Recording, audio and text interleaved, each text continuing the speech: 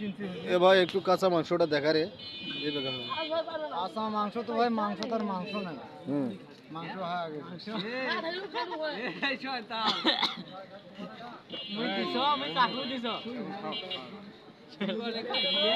না না এটা কাঁচা মাংস স্বাদ আলাদা যাবে।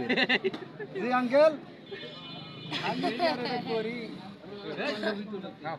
তো লুক তো খায় একার মধ্যে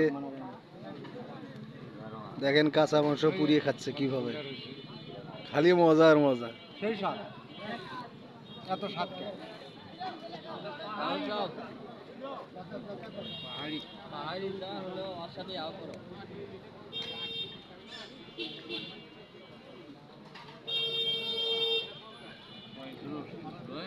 পা- এত স্বাদ কে হুম